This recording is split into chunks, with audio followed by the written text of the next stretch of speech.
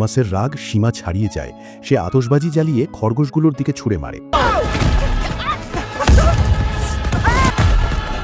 Thomas পিটারকে ধরে ফেলে। রাগে থমাস যখন পিটারকে গলা চেপে ধরতে যায়, তখনই মেই এসে পড়ে। থমাস বেচারা কি আর করবে, সে আবার অভিনয় করে আর পিটারের পাছায় চড় দিয়ে ছেড়ে দেয়। একটু পর বিকট বিস্ফোরণে গাছটা মাটিতে পড়ে যায়। এই ঘটনায় মেই কষ্ট পায়। আসলে বোমার রিমোট দুষ্ট পিটার টিপে। থমাস মেইকে বোঝাতে চায় এটা খরগোশের কাজ, কিন্তু মেই বিশ্বাস করে না। সে রাগে বাড়ি ছেড়ে চলে যায় আর দুজন আলাদা হয়ে যায়। থমাসও শহরে এসে পড়ে। বিষয়টাতে পিটারের মন খারাপ হয়ে যায়। তার অনেক খারাপ লাগে। তার কাছে এখন কিছুই ছিল না। সে নিজেকে একা মনে করে। পরে সে থমাসের কাছে যায়, থমাসের কাছে আন্তরিকভাবে ক্ষমা চায়। থমাস সব ভুলে খরগোশদের সাথে নিয়ে মেইয়ের কাছে যেতে লাগে। সে মেইয়ের কাছে গিয়েই গাড়ি নিয়ে পড়ে যায়। পিটার রিমোট হাতে নিয়ে মেইকে বোঝায় আসলে সেই বিস্ফোরণ করেছিল।